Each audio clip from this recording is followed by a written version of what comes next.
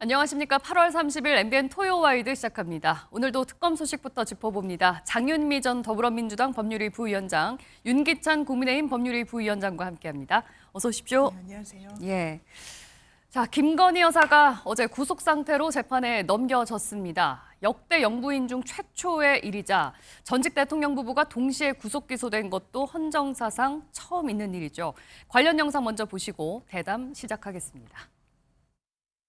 국민 여러분께 저같이 아무것도 아닌 사람이 이렇게 심려를 끼쳐서 진심으로 죄송합니다. 민중기 특검은 오늘 김건희 씨를 도이치모터스 관련 자본시장과 금융투자업에 관한 법률 위반, 명태균 관련 정치자금법 위반, 건진법사와 관련 특정범죄 가중처벌 등에 관한 법률 위반 알선수재 혐의로 구속 기소하였습니다. 자신을 아무것도 아닌 사람이라고 했던 김건희 여사가 결국에는 구속이 됐습니다. 전직 대통령 부부가 동시에 구속이 돼서 재판을 받게 된 상황이 돼버렸잖아요. 네. 역사적으로는 굉장히 안타까운 한 장면이 또 네. 될 것 같은데 어떻게 보셨습니까? 일단 헌정사에 찾아보기 어려운 유례가 없는 장면이었던 건 맞고요. 그럼에도 불구하고 지금 보신 것처럼 아무것도 아닌 사람이라는 항변을 했습니다. 나아가서 본인의 억울함을 또 토로하기도 했는데 그 항변이 언제까지 유지될 수 있을지 지금 혐의가 매우 좀 유력하기도 하고 증거가 명징하기도 합니다. 특검에서는 사실 구속기한이 31일까지였지만 그 기한 이전에 이 진술 거부권을 행사하거나 진술에 매우 소극적으로 나섰고 일부 본인이 억울하다고 생각하는 이른바 명태균 씨의 진술에 대해 반박할 때 비교적 적극적인 진술 행사를 했다고는 알려지고 있습니다만 기본적으로 이 수사에 협조했다고 보기 어렵습니다. 그렇다면 지금 구속 기소하는 그 절묘한 타이밍에 이 이제 재판에 넘긴 것으로 해석이 됩니다. 수사에 협조적이지 않았던 게 하나의 배경이 됐을 수 있다. 그렇습니다. 구속의 배경. 왜 구속이 됐다고 보십니까? 배경은 어디에 있다고 보세요? 일단 그 전직 대통령 부부가 기소될 수는 있는데 둘 다 구속 기소된 경우는 이제 특이하긴 하죠. 특별하게 뭐 구속 사유가 있으니까 법원에서 영장을 발부했겠지만 어쨌든 그러나 이제 도이치모터스 사건 같은 경우에는 이게 좀 오래됐습니다. 그건 10년이 넘은 사건이죠. 예. 그런 상태이기 때문에 거의 완결돼 있는 상태라서 판단만 남은 것 같고. 검찰이 이미 무혐의 처분을 내렸던 건데 특검이 재수사를 하게 된 거죠. 그렇죠. 검찰이 무혐의 처분 내리기 이전에 이미 2013년도에 경찰도 내렸었죠. 그러니까 그런 사건이고, 이 도이치모터스에 대해서는 사실은 이제 재판에서 가려질 문제라고 생각을 하고, 나머지 명태균 관련해서 정자법 위반 사건하고 알선수재 사건은 김건희 여사의 개인적인 혼자 어떤 법 적용을 받기 어려운 사건이에요. 네. 예를 들면 윤 전 대통령과 같이 공모가 돼야지만 뭔가 처벌 대상 조항이 생기는 거기 때문에, 예를 들면 정자법 위반도 그렇고요. 그다음에 통일교 관련 금품 받은 사건의 경우에도 예, 정자법이 이제 정치자금법 위반. 정치자금법이죠. 예, 이렇게 줄여서 말씀하신 거죠. 그렇죠. 금품 받은 사건의 경우에도 사실은 지금 알선수재로 돼 있는데 예. 만약에 이게 청탁금지법은 당연히 안 되는 거고. 자, 공무원이 아니기 때문에. 그렇죠. 알선수재의 경우에도 공여자가 처벌 정황이 없어요. 예. 그러니까 특검은 지금은 그렇게 법 적용해서 기소를 했지만 실제는 윤 전 대통령과 함께 뇌물로 갈 가능성이 큰 거죠. 나중에 공소장 변경 등을 통해서. 그래서 재판이 사실 수사 단계다. 저는 개인적으로 이렇게 평가합니다. 기소를 했지만 예. 재판 단계에서 초반의 재판 진행은 큰 의미가 없어 보인다. 예. 나중에 윤 전 대통령 추가 기소 이후에 병합 과정을 통하거나 공소장 변경 등을 통해서 뇌물을 겨냥하고 특검 수사를 하고 있는 것이 아닌가, 개인적으로. 네. 일단 기소를 해놨지만 그렇게 평가합니다. 예, 일단 구속 기소를 위해서 좀 혐의점이 뚜렷한 부분들을 위주로 해가지고 이제 넘겼고, 향후 재판 과정에서 관련 혐의들이 조금씩 변경될 가능성이 있다. 그 혐의들은 좀 형량이 높아질 가능성이 있겠네요. 매우 높아지는 형량이죠. 예. 금액에 따라서 3천만 원 이상이면 사실은 이제 지금 뭐 이런 알선수재 관련, 알선수재는 5년 이하거든요. 이거는 만약에 3천만 원, 1억 이상이게 되면 무기까지 가능한 거라서 상당히 중한죄라서 특검은 그렇게 겨냥하고 할 텐데, 예. 그것이 전망은 밝지가 않아요. 그렇게 될 것이. 왜냐하면 윤 전 대통령과 김건희 여사의 진술이나 이 진술에서 나올 가능성은 없고 객관적인 증거가 뒷받침될 가능성이 크질 않아요. 지금 현재까지 수사를 이렇게 했음에도 불구하고 안 나왔다면. 그래서 아마 그 특검 몫이지만 어떻게 될지를 아마 좀 지켜볼 필요가 있다 이렇게 봅니다. 예, 알겠습니다. 검찰의 특검에 기소가 된 이후에 김건희 여사 측의 입장이 나왔습니다. 이번에는 자신을 달빛에 비유하면서 모든 혐의를 부인했는데요. 언뜻 이런 장면이 또 떠올랐습니다. 어떤 장면인지 함께 보고 얘기 이어가겠습니다. 아무런 일도 일어나지 않았는데 뭐 지시를 했니, 지시를 받았니, 뭐 이런 얘기들이 마치 어떤 호수 위에 떠 있는 달 그림자 같은 거를 쫓아가는 그런 느낌을 좀 많이 받았고요. 예, 일단은 김건희 여사가 낸 입장문에는 이렇게 나와 있었습니다. 가장 어두운 밤에 달빛이 밝게 빛나듯이 저 역시 진실과 마음을 바라보면서 이 시간을 견디겠다. 그런데 이 달이라는 표현이 네. 생각해보니까 예전에 방금 화면에서도 보셨듯이 헌재 재판 과정에서 윤석열 전 대통령이 달 그림자라고 또 맞습니다. 표현을 한 적이 있어서 묘하게 또 좀 겹치는 부분이 있거든요. 그렇죠. 어떻게 맥락은 들으셨습니까? 좀 다르긴 한데 예. 윤석열 전 대통령 같은 경우에는 정말 실체가 없는 허상을 지금 쫓고 있다라는 취지로 이런 비유적 표현을 썼고, 김건희 씨 같은 경우에는 본인을 달빛에 비유했는데 그냥 달빛이 아닙니다. 가장 어두울 때 가장 빛을 발하는 달빛에 본인을 비유했어요. 적절한 비유라고 보십니까? 전혀 동의되지 않습니다. 왜 이런 비유를 썼느냐? 자기가 억울하다는 거예요. 왜냐하면 어둠이 짙을수록 그 반사적으로 달빛이 빛나는데 그 빛을 가릴 수는 없다는 취지 아니겠습니까? 언젠가는 내 이 억울함이, 무고함이 드러나겠다는 취지로 이런 비유적인 표현을 쓴 것으로 보이는데요. 네. 정말 억울하면 진실을 이야기하면 됩니다. 그리고 본인을 향한 이런 배치되는 증거들에 대해서 탄핵을 하면 돼요. 본인이 갖고 있는 증거나 진술이나 여러 어떤 상황들로. 그런데 그 부분을 사실상 포기한 거 아닙니까? 저는 이 포기는 어쩔 수 없는 포기였다고 생각합니다. 왜냐하면 구체적인 안 했다, 나는 몰랐다, 이런 부존재 사실은 입증이 안 됩니다. 예. 그렇다면 본인을 둘러싼 이런 구체적인 부분에 대해서 하나하나 반박을 해야 되는데 그것을 못하고 있는 상황 아니겠습니까? 예. 심지어 적극적인 진술을 할 때 입회한 변호인들이 만류할 정도였다는 거 아니겠습니까? 이런 부분을 종합했을 때 언제까지 달빛 비율을 유지할 수 있을 것인지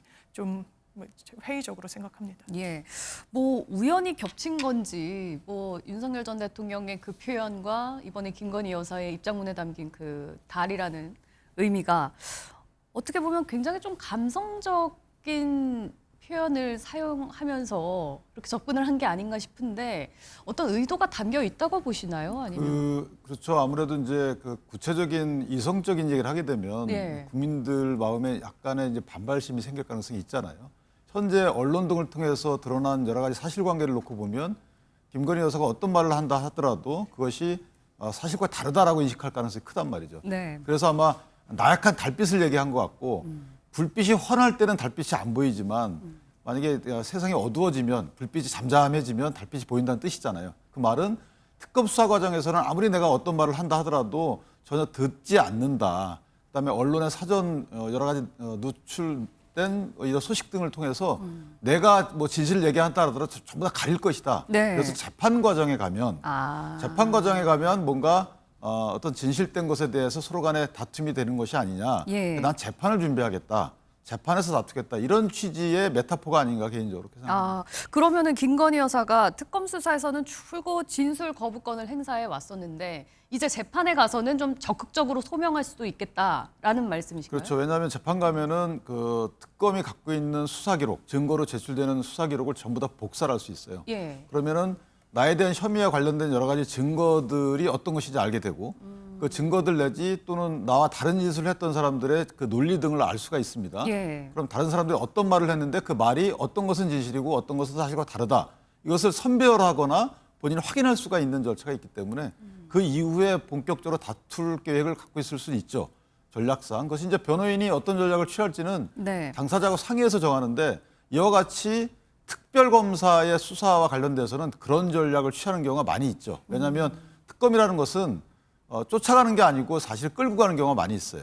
어떤 본인들이 설계를 해놓고 이게 뭐 나쁜 의미는 아닙니다. 예. 이럴 것이다. 여러 가지 사실관계를 종합해 보니까 이럴 것이다라고 어떤 정해놓고 나서 그 방향으로 수사를 끌고 가는 게 있기 때문에 실제 어떤 변명을 한다 하더라도 오히려 나의 변명에 대한 추가적인 상쇄적인 다른 증거만 더 수입될 뿐이지 그것이 꼭 효과적이지 않다라고 판단할 가능성이 크죠. 네.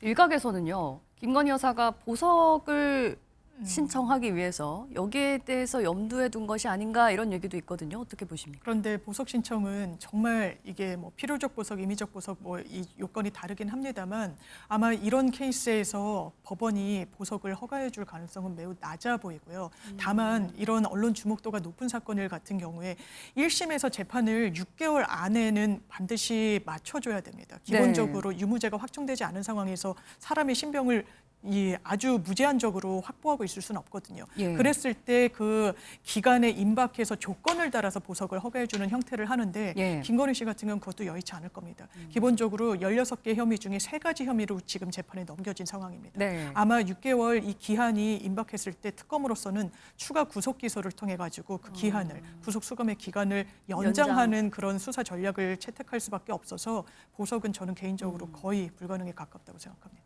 네. 이번 구속 기소된 혐의에 포함되지는 않았습니다만 김건희 여사에 대한 새로운 의혹이 또 등장을 했습니다. 목걸이, 귀걸이, 시계에 이어서 이번에는 금 거북이가 또 발견이 됐다는 건데요. 관련 영상 보시고 얘기 나눠보겠습니다. 뭐 슬프기도 하고 그건 나라망신이다라고 생각하는 게 왜냐하면 금거북이 10돈 정도 한 양 정도 된다는데 현재 시세로 치면 한 700만 원밖에 안 700만 원. 되거든요. 네. 아니 장관급짜리가 너무 싼 거 아니에요? 대한민국의 장관급짜리가? 왜 700짜리에 국격을 팔아 넘기셨는지 주니까 너무 그냥 안타깝고요. 예. 특검이 처음부터 알고 있던 부분은 아니었던 것 같아요. 수사를 하다 보니까 새로운 의혹이 또 불거졌는데 압수수색 과정에서 금 거북이가 발견이 됐다는 거예요. 이게 또 뭔가 좀 의심될 만한 정황이 있는 거 아니냐라는 거잖아요. 특검이 뭘 의심하고 있는 거죠? 그러니까 첫 번째로 이게 공흥지구 관련돼서 압수수색하다가 예. 아마 김건희 여사의 모친이 운영하는 그 노인 요양병원? 요양원, 예. 요양병원이 이제 거기에 사무실에서 발견했다는 거거든요. 예. 그러니까 어쨌든 김건희 여사 측 그 범위 내에서 발견이 된 건 맞고요. 그다음에 특검이 이걸 누가 샀는지 쪽지에도 뭐 이배용 씨가 있지만 예. 누가 샀는지에 관해서 그 출처는 수사를 통해서 확보했을 거예요. 구입 경로는 확보했을 것 같고 다만 누구한테 전달된 것인지에 대해서는 아직도 모르는 거죠. 이배용 국가교육위원장의 진술이 아직까지는 없는 거고 네. 김건희 여사에 대해서는 변호인 얘기를 통하면 그에 관련된 질문이 없었다는 거기 때문에 예. 실제 누구한테 이걸 줬는지 이거는 이제 아직 안 나온 거예요. 받은 사람은 안 나온 겁니다. 따라서 이와 관련해서 만약에 이배용 그 국가교육위원장이 건넨 게 맞고 그것을 김건희 여사가 받은 게 맞다면 일단 그 자체가 문제가 있는 거고요. 두 번째는 그러면 왜 줬는지에 대해서 그 동기 내지 그 이유와 관련된 수사가 진행되겠죠. 예. 공교롭게도 이배용 국가교육위원장은 또 공직에 임용이 됐기 때문에 물론 이것이 아마 상근인지 비상근인지 모르겠지만 어쨌든 장관급 공직에 임명이 됐고 관련돼서 그쯤에 만약에 금거북이가 전달이 됐다면 어쨌든 특검 및 국민들은 특정한 의심을 할 거예요. 예. 여기에 관련돼서는 특검이 소명 내지 증명하는 절차도 있겠지만 적극적으로 김건희 여사 측도 이걸 탄핵을 해야 되는 거예요. 예. 내가 안 받았다, 받았다, 어떤 연유로 받았다 이런 식으로 탄핵하지 않고 가만히 있게 되면 예. 이 부분 관련돼서 어느 정도 국민적 의심은 있는 상태이기 때문에 그걸 해소할 책임이 김건희 여사 측에 있다. 그런데 법률적인 의미를 떠나서 예. 이 부분은 공인으로서 해야 될 일 같긴 합니다. 예, 아직 뭐 밝혀진 건 없습니다. 금 거북이만 발견이 됐고 이게 혹시 김건희 여사에게 흘러 들어간 것이 아니냐라고 이제 특검에서 의심을 하고 있는데 좀 이해가 안 됐던 부분이요. 금 거북이 옆에 편지가 같이 있었던 그렇죠. 걸로 알려져 있잖아요. 당선을 축하하는 네. 메시지가 함께 들어있던 걸로 알려져 있는데 이런 것들이 왜 같이 있었을까? 어떻게 보세요? 그러니까 증거인멸 시도를 했는데 어떻게 보면 좀 치밀하지 못하게 했다는 인상을 받는 거죠. 아마 요양병원과 관련해 가지고 이게 그 동생이 관리하는 금고에서 발견됐다는 거 아닙니까? 예. 보통은 증거인멸을 할 것 같으면 편지 같은 거는 예. 이 어쨌든 소각하기도 용이하지 않습니까? 근데 네. 같이 뒀다는 거예요. 만약에 이게 김건희 씨한테 주는 게 아니었다면요, 이배용 그 국가교육위원장이 아니다. 그건 내가 뭐 다른 사람한테 준 거다라고 바로 그런 반박이 나왔어야 되는데 지금 함구하고 있지 않습니까? 예. 지금 휴가 내고 쉬고 있다라는 거 아닙니까? 압수수색도 단행됐는데 침묵하고 있는 거 아닙니까? 이걸 누구한테 갔다고 보는 게 합리적이겠습니까? 그리고 그 자리에 누가 갔습니까? 논란이 많았던 인물입니다. 국정교과서를 주도했던 인사예요. 박근혜 전 대통령. 예. 그렇기 때문에 아니 교육부의 장관직 자리 가는 것이 과연 맞느냐라고 했을 때 그 물음표가 느낌표로 바뀌는 겁니다. 아, 근거부기를 갖다 줬으니까 됐구나. 그럼 여기서 그치는 겁니까? 아니요, 그래 보이지 않습니다.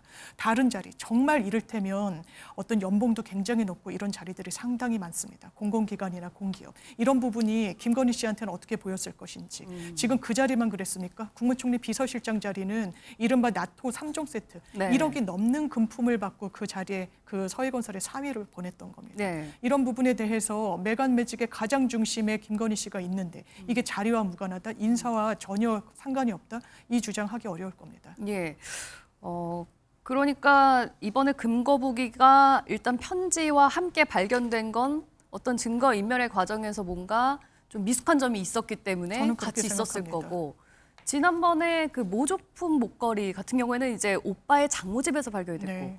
이 금거부기는 엄마가 운영하는 요양병원에서 발견이 됐고, 네. 이런 거는 어떤 증거 인멸의 시도가 있었다라고 보시는 건가요? 당연합니다. 일단 근거부기는 다른 제3의 모처에 사실 숨겨놨다고 보여지는 부분이 있고요. 수사기관 입장에선. 그리고 모조 이 목걸이를 심어놓고 거기에 대해서는 본인이 홍콩 이른바 짝퉁시장에서 샀다라고 그랬어요. 매우 네. 구체적으로 이야기를 합니다. 어머니의 뭐 60살 무슨 환갑인가 이래서 기념으로 샀다라고 이야기를 해요. 그런데 그 진품은 오히려 이 모조품이 나온 이후에 그 디자인이 나왔던 거 아닙니까? 앞뒤가 네. 하나도 맞지 않는 거예요. 그러면 증거 인멸에 본인의 어떤 혐의를 추가하는 상황을 자초했다 이렇게 평가할 수 있겠습니다. 예. 그런데 이제 또 한 가지 좀 이해가 안 되는 부분이요. 이게 만약에 그 금거부기 관련해서 진짜 어떤 금거부기를 주고 어떤 직책을 얻었다, 이른바 매간매직 의혹이 사실이다라고 한다면 이 금이 10돈이라는 건데 금액적인 면에서도 약간 좀 이해가 안 되는 부분이 있거든요. 저는 이제 매관매직까지 생각하는 것은 조금 아직 과하다 생각이 들고요. 예.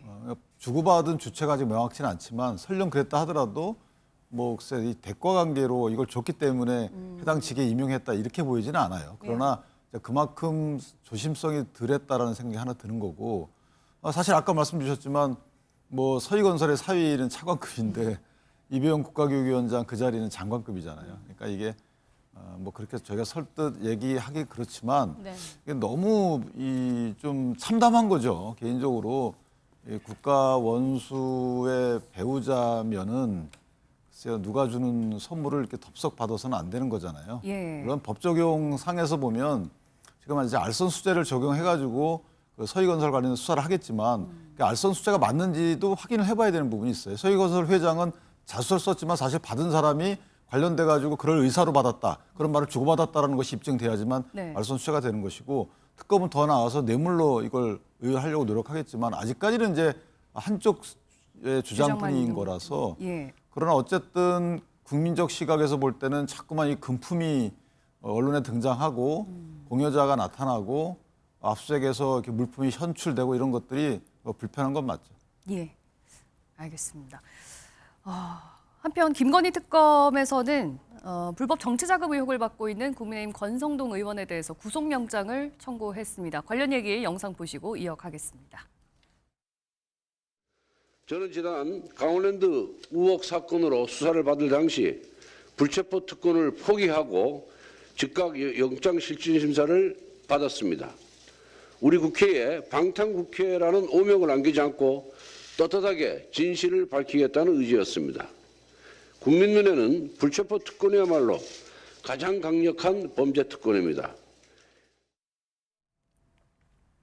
3대 특검 중에서 현직 국회의원에 대한 구속영장 청구는 이번이 맞습니다. 처음이잖아요. 네. 그만큼 특검에서는 확실한 혐의점이 포착됐다. 이제 네. 이런 자신감에서였을까요? 어떻게 맞습니다. 왜냐하면 지금 받고 있는 게 정치자금법 위반 혐의입니다. 예. 통일교 2인자 윤영호 씨로부터 큰 거 한 장을 받았고 나중에는 쇼핑백 2개를 받았다는 진술이 나왔습니다. 진술만 있나요? 아니요, 그렇지 않습니다. 돈을 주기로 한 그날 2022년도 1월 5일인데요. 12시에 여의도의 고급 중식당에서 만납니다. 그 두 2시간 전에 재정국장인 아내가 사진을 찍어놔요. 갖다 준 돈의 사진을 찍어놓은 겁니다. 왜냐하면 본인이 통일교회 대리인격으로 갖다 주는 거 아닙니까? 그러면 예. 근거가 있어야죠. 그리고 이런 부분을 수표로 주는 사람이 누가 있겠습니까? 예금을 송금을 하겠습니까? 현금은 꼬리표가 없습니다. 그러니까 예. 사진을 찍어두는 거죠. 그리고 심지어는 못을 박듯이 문자까지 보냅니다. 오늘은 약소하게 드렸지만 요긴하게 써주시기를 바란다는 취지였어요. 정말 돈을 받지 않았다면요. 권성동 의원 그때 일갈하는 문자를 답으로 보냈어야 됩니다. 지금 무슨 얘기하는 거냐. 왜 나한테 돈을 줬다고 얘기하는 거냐. 그러지 않았습니다. 오히려 차명폰을 만들어서 윤영호 씨랑 통화했습니다. 그리고 그 이후에는 이 윤영호 씨가 특검 수사를 받고 나왔을 때 보좌진을 시켜가지고 어떻게 보면 연락을 시도했죠. 그게 잘못 건 택배기사분이 언론사에 제보함으로써 알려지기도 했습니다. 이런 부분과 관련해서 정치 탄압이라고 언제까지 주장할 수 있을 것인지 저는 구속영장 청구가 전격적으로 이루어졌는데 발부 가능성이 매우 높다고 생각합니다. 네. 권성동 의원 측에서는 뭐 통일교 관계자들을 만난 건 맞지만 절대 돈을 받은 적은 없다라고 이 의혹에 대해서는 좀 부인을 하고 있거든요. 근데 안 받았으면은 왜 저한테 돈 얘기를 막 했냐, 아니다, 막 이렇게 적극적으로 항변을 했어야 되는데 왜 그러지 않았냐라는 거예요. 그러니까 사실 다양한 경우의 수는 있을 수는 있어요. 특히 이제 정치인들과 돈 문제, 특히 정치자금법 위반의 경우에는 재판 과정에서 알리바이를 입증하거나 기타 뭐 돈 상자에 얼마 들어가는지까지 검증하는 경우도 많이 있을 정도로 그렇게 첨예하게 다투거든요. 그 말은 뭐냐면 방어권 보장할 필요가 있다 이럴 수 있는 거죠. 네. 그러니까 사실 의심스러운 정황들이 많은 건 사실이에요. 그런데 지금 보면 구속영장 발부 필요성이 없을 수도 있는 거죠. 구속사의 필요성.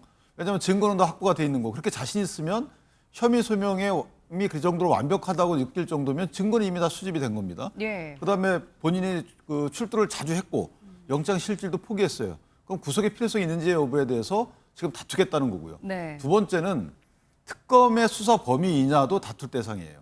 이게 과연 지금 권성동 의원의 이런 여러 가지 구속요건 청구 범죄 사실이 이게 특검법 소정에 특검이 수사할 수 있는 범위 내이냐. 그게 아니기 때문에 민주당에서 고발한 거잖아요. 특검에다가. 민주당에서 고발한 경우도 저는 처음 봤어요. 특검이 수사하고 있는데 그 말은 뭐냐면 뭔가 부족하다. 이러니까 수사 범위 내라고 어떤 그 인식을 주기 위해서 고발까지 한 거다. 그렇다면 법원에서 볼 때 이게 특검법의 수사 대상이 아니라고 할 수도 있는 거죠. 그 두 가지 측면에서 보면 영장이 기각될 가능성도 없잖아 있다. 예. 저는 이렇게 판단합니다. 특검의 수사 범위가 아닌 건가요? 그런데 이게 김건희 특검에서 들여다보고 있는 거 아니겠습니까? 그런데 이 권성동 의원도 어떻게 보면 가교 역할의 좀 중간다리 역할인 거예요. 특검의 시각에서 봤을 때. 왜냐하면 여기에 또 김건희 씨가 등장을 합니다. 네. 이 윤영호 씨가 뭐라고 또 육성을 지금 그러니까 대화가 녹음이 돼 있었는데 어떻게 하냐면요. 우리가 선거 때 그냥 밑에 기관들 동원해가지고 지원해드린 적은 있었지만 이렇게 산하기관, 교육기관들, 기업, 그리고 신도들, 언론사 총동원해서 도와드린 건 처음입니다라고 이야기를 해요. 김건희 씨가 그때 감사하다고 이야기를 합니다. 그 이후에 윤영호 씨가 어떻게 합니까? 비례대표 공천 등과 관련해서 건진을 통해 가지고 또 뭔가 본인들의 이익을 관철하려고 했던 흔적들이 나오고 있어요. 거기 가교 역할에 윤영호 씨가 그럽니다. 통일교가 선을 건진을 통해서만 됐을 것 같거든요. 아니었던 거죠. 지금 권성동 의원을 통해서도 됐던 것이 나옵니다. 예. 이게 그러면 최종 귀착지가 어디로 가고 있습니까? 김건희 씨를 향해 가고 있는 거예요. 그렇기 때문에 김건희 특검에서 수사하는 데 문제가 없다고 생각합니다. 예, 특검의 수사 범위 안에 충분히 있다라는 말씀이시고 그런데요, 권성동 의원이 체포가 되려면 지금 현역 의원 신분이기 때문에 국회에서 체포 동의안을 이제 보내줘야 되잖아요. 맞습니다.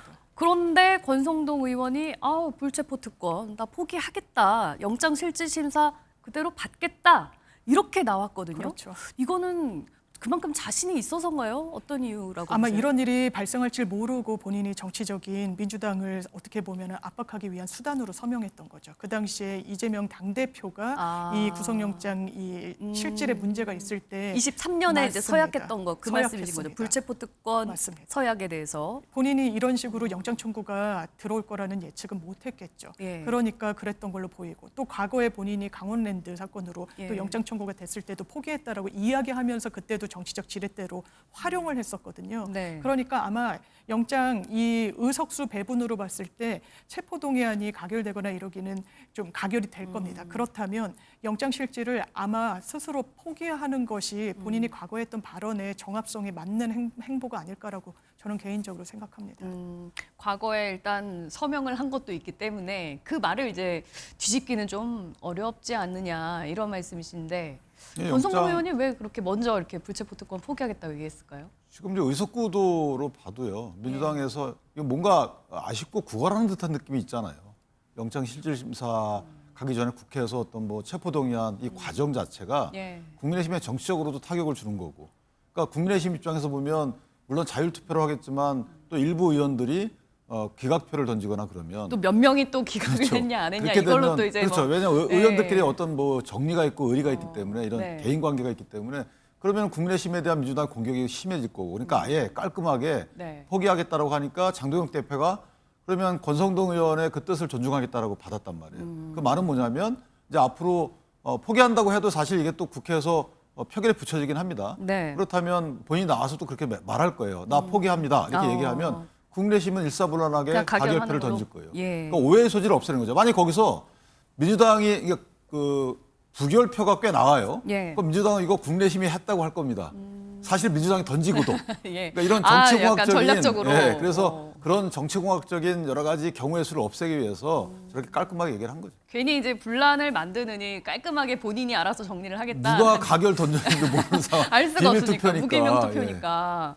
아 그렇군요. 그런데 그 말씀을 해주셨습니다만 과거에 그 강원 채용비리 의혹 네. 관련해서 그때도 이제 불체포 특권을 포기하고 결국에는 구속영장 기각을 받아냈잖아요. 이번에도 혹시 구속영장이 기각될 수도 있다라는 믿음 때문일 수도 있을까요? 근데 그거는 사실 본인도 어떤 속마음인지 모르겠지만 아까 제가 말한 그 국내심에 어떤 타격을 주지 않기 위해서 그런 결단을 한 것 같고 예. 그 당시에는 이제 비회기 때 청구가 돼서 영장 실질로 바로 갔어요. 그런데 영장이 발부되려면 범죄 혐의도 소명돼야 되지만 네. 구속의 필요성 아까 제가 말한 증거인멸 우려라든가 도주 우려가 있어야 되기 때문에 네. 그와 관련된 여러 가지 또 어필도 준비하고 있지 않을까 예. 그렇게 생각을 합니다. 일단은 그래도 체포동의 절차가 국회로 넘어가긴 넘어가는 건가요? 왜냐하면 헌법상 권리이기 때문에 본인이 포기했다고 해서 그 절차 자체를 진행을 안 한다거나 할 수는 없는 상황이고요. 예. 그러니까 오히려 권성동 의원이 이 특권을 모두 내려놓겠다, 포기하겠다라고 하는 거는 과거에 본인 발언뿐만 아니라 지금 의석수 배분으로 볼 때 본인이 어떻게든 설득한다고 해서 그 파고를 넘을 수 있는 국면 자체가 안 되는 거거든요. 그러니까 나는 특권을 내려놓겠다라는 어떻게 보면 정치적인 결기를 보여주지만 이 부분이 그렇다면 이 영장 실질을 안 갈 도리가 없는 거고 가게 됐을 때 오히려 증거가 많이 확보됐으니까 구속의 필요성이 이제 더 낮아진다라고 말씀 주실 수 있다고 생각합니다만 본인이 다투고 있잖아요. 본인이 다투고 있을 뿐만 아니라 통일교 관계자들은 지금도 윤영호 씨만 구속이 됐지 나머지들 다 이제 바깥에 있는 상황입니다. 예. 증거 인멸을 시도하고 말을 맞추고 그럴 동의는 매우 높다고 법원으로서는 볼 수밖에 없는 겁니다. 거기에 본인이 불체포 특권 같은 거는 특권으로서 다 포기하겠다고 한 상황에서 법원이 어떤 선택과 어떤 결론을 내릴 수밖에 없을 것인지 저는 명약관화하다고 생각합니다. 이제 다음 주부터 정기국회가 시작이 될 텐데 어찌됐든 체포동의안이 본회의장에 올라가고 네. 의원들이 표결을 하고 거기에 따라서 어쨌든 가결표가 나올 거고 그렇습니다. 혹시 말씀하신 것처럼 민주당에서 부결을 던질 이유는 없겠죠. 아마 이제 굉장히 의심되는 상황이 될 수 있을 것 같아요. 계획적으로 부결표를 던지는데 제 생각에는 국민의힘 의원들이 퇴장 조치 등의 방법을 선택한다면 부결표를 아까 말씀 주신 그런 전략 예. 차원에서 행사할 이유가 이제 하등 없다 이런 생각은 아 듭니다. 그렇겠네요. 그런 방법이 또 있었겠네요. 그렇다면요. 이제 권성동 의원을 시작으로 국민의힘에서는 좀 우려스러운 일이 앞으로 다른 의원들에게로 또 확대될 가능성이 있진 않은가. 이 부분에 대해서는 어떻게 보세요? 사실은 뭐 저희가 그렇게 염려를 하고 있죠. 왜냐하면 특검이 굳이 민주당의 추천만으로 지금 구성이 되고 수사를 하고 있는데 김건희 특검에서 이제 명태균 관련해서는 또 그럴 가능성이 있는 거고요. 이미 수사를 받았잖아요. 네. 또 하나는 이제 내란 특검에서도 굳이 한덕수 전 총리에 대해서 계엄 수계 방조, 내란 수계 방조를 적용해서 기소를 했단 말이에요. 예. 법원에서 영장 실질 단계에서 분명히 이거 법적 평가에 대해서 다툴 여지가 있다 이렇게 못을 봤음에도 불구하고 왜 그렇게 했는지에 대해서 한 일각에서는 이거 국내심 의원들을 대상으로 해서 수사 여지를 열어놓기 위해서 그런 거 아니냐. 그러니까 내란 방조 혐의를 살려놓으면 사실 내란 방조는 이연령 비연령입니다. 내란죄가 이 집단 범죄이기 때문에 원래는 거기에 있는 구성 요건적 행위에 대해서 구성 요건에 해당하는 것만 적용해야 되는 게 원칙인데, 근데 이걸 방조를 적용하게 되면 사실 수사 다 할 수 있어요. 그래서 예를 들면 부하 수행 방조, 예.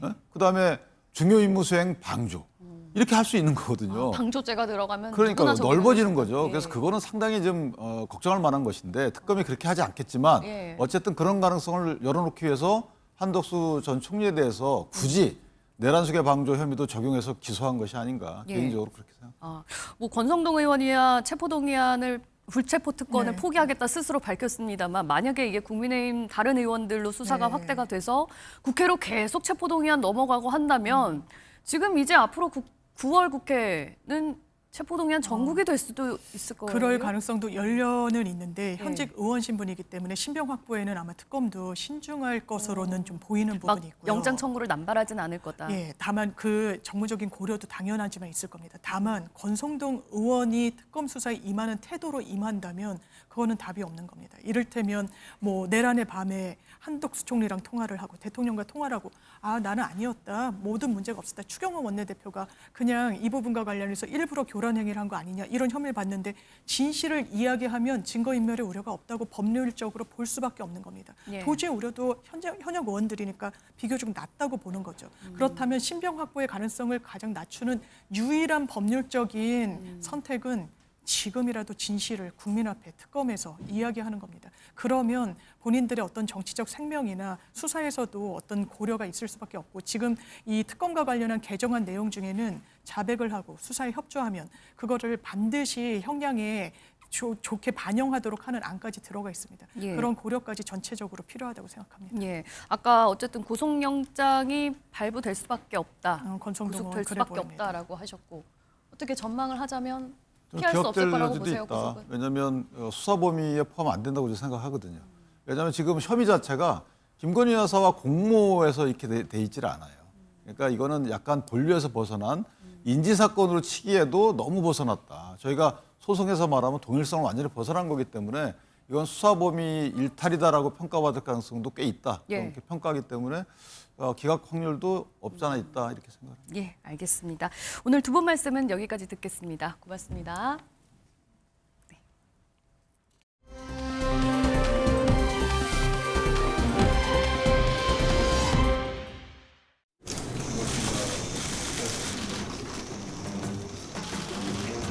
사실은 이제 대통령께서 기회가 되면 회담 끝나고 돌아오는 이 적절한 날에 정상회담 결과도 제가 말씀을 드리고 싶다. 그대의 말씀을 전하라고 하셨습니다. 정식 제안이 오면 그때 검토하도록 하겠습니다. 그러나 제가 분명 말씀드리고 싶은 것은 여러 사람이 모여 앉아서 식사하고 덕담을 나누는 그런 영수회담이라면 그건 영수회담이라고 생각하지 않습니다. 순방 성과를 이어가기 위해서는 초당적인 협력이 뒷받침되어야 합니다. 여야 지도부에게 순방 성과를 직접 설명드리고 협력 방안을 논의하기 위한 자리를 가능하면 조속하게 마련하도록 하겠습니다. 좋습니다. 여야 지도부와 대통령이 같이 만나서 한미 정상회담에 대한 성과를 이야기할 수는 있습니다. 그 이후에 대통령과 제1야당의 대표가 진지한 이야기를 할 수 있는 시간이 있어야 된다고 생각합니다. 예, 이어서 한 주간 정치권 소식 배종호 세한대 교수, 윤주진 국민의힘 미디어특위 위원과 함께 얘기 나눠보겠습니다. 안녕하십니까? 네, 안녕하세요. 예. 이번 주에 한미 정상회담을 마치고 돌아온 이재명 대통령이 귀국하자마자 처음으로 내린 지시가 국민의힘 신임 당대표 장동혁 대표와 만남을 추진해달라라는 거였거든요.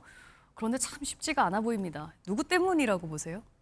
저는 일단 만나자는 사람은 그 사람의 뜻을 좀 우리가 좋게 해석을 해야 된다. 네. 이렇게 보여지고요.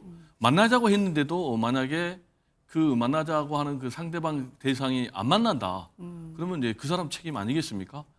그런데 지금 이제 우리가 이 시점을 좀 중요하게 생각을 해봐야 되는데 시점. 이재명 대통령이 취임하신 지가 석 달 정도밖에 되지 않았어요. 예. 근데 석 달밖에 되지 않는 상황에서 여야정 지도부를 만나자라는 네. 것은 당연한 것이다. 그런데 석 달밖에 안 됐는데 야당 대표가 1대1로 나를 만나자라는 요구는 좀 지나친 것이 아닌가 이렇게 생각이 되고요. 그리고 우리가 전임 윤석열 전 대통령 시절로 한번 돌아가 보면 네. 윤석열 전 대통령 같은 경우는 이재명 당시 제1야당 대표죠. 그리고 또 대선에서 0.7%포인트 차로 졌던 그런 대선 라이벌인데 계속 만나자고 했어도 무려 2년 동안이나 안 만나줬어요. 그것도 상대방을 향해서 범죄자다라는 그런 낙인을 찍으면서 그런 것에 비하면 이재명 대통령이 이렇게 지금 만나자고 한 것은 크게는 두 가지 같아요. 하나는 한일 정상회담이 있었잖아요. 그리고 한미 정상회담이 있었잖아요. 네. 한미 정상회담은 통상, 관세, 또 우리가 한미 동맹이라는 차원에서 굉장히 중요한 거다. 네. 따라서 정상회담의 결과를 공유를 하겠다라는 그런 뜻이 하나 있고 두 번째로는 야당을 존중해서 소통하겠다.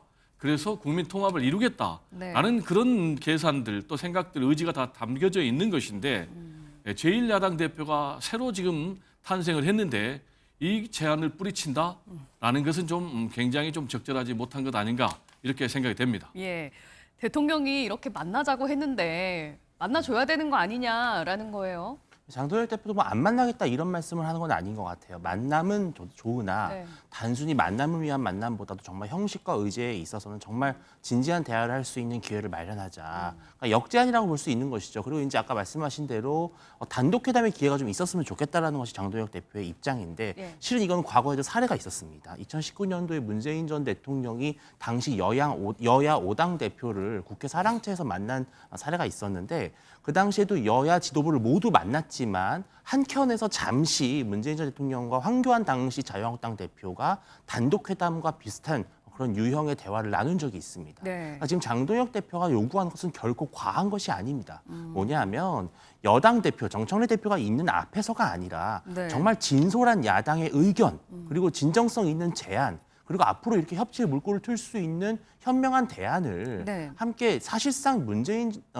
이재명 대통령이 현재 여당의 정치적 어떻게 보면은 가장 큰 역할을 하고 있는 분이기 때문에 네. 이 허심탄회한 대화를 나누자라는 것이고요. 저는 이재명 대통령 입장에서도 여당 대표가 없더라도 충분히 야당 대표와 이런 대화를 할 수 있는 기회가 충분히 본인에게도 도움이 될 거라고 저는 보거든요. 왜냐하면 정말 야당의 협조와 야당의 협력이 필요한 부분이 있을 거란 말이죠. 예. 그래서 저는 그런 것이 있는 것이고 이번에 한미 정상회담 과정에서 사실 해프닝이 있었던 것이 트럼프 대통령이 직접 본인의 소셜 미디어에 뭐 혁명이다, 숙청이다 이런 국내 정치 현안에 대해서 언급을 했었어요. 예, 예. 근데 이것은 나중에는 오해라고 풀렸지만 실질적으로는 트럼프 정부가 한국의 국내 정치 상황에 대해서 우려 섞인 시각을 갖고 있다는 건 충분히 추정할 수 있는 부분이에요. 그렇다면 이재명 대통령 입장에서도 야당과의 대화를 터야 되겠다. 아마 그런 정치적 필요성을 저는 느꼈을 거라고 봅니다. 예. 그렇다면 장동혁 대표는 왜 대통령과 그렇게 단독으로 단 둘이서 만나고 싶어 하는 거예요? 여당 대표 정청래 대표가 만약에 대표 취임 이후에 야당을 존중하는 모습으로 나왔더라면 사실은 장동혁 대표가 이런 주장을 하거나 요구를 하는 것도 어떻게 보면 명분이 없을 수 있어요. 예. 그런데 정청래 대표가 뭐라고 했습니까? 나는 사람과만 악수한다 그랬어요. 아니 야당을 야당으로 인정하지 않는 여당 대표 앞에서 과연 야당 대표와 대통령이 진지한 대화를 나눌 수 있겠느냐. 그 진정성 자체가 의심이 되는 것이고 그리고 사실은 야당 대표 입장에서는 대통령에게 직접 뭐 특검이라든지 아니면 현재 이번 예산국회나 정기국회라든지 정치 현안에 대해서 분명히 전달할 바가 있을 겁니다. 예. 근데 대통령 입장에서도 이게 여당 대표 앞에서 듣는 것과 단독으로 듣는 건 의미가 달라요. 왜냐하면 네. 여당 대표가 있으면 그 자리에서 즉석에서 제안에 대해서 답을 할 수가 없어요. 그런데 야당 대표를 단독으로 만나면 어느 정도는 긍정적인 답변을 줄 수 있다는 겁니다. 아, 여당 정치적- 대표의 눈치를 안 봐도 그렇죠. 되니까요. 정치적 부담이 덜하죠.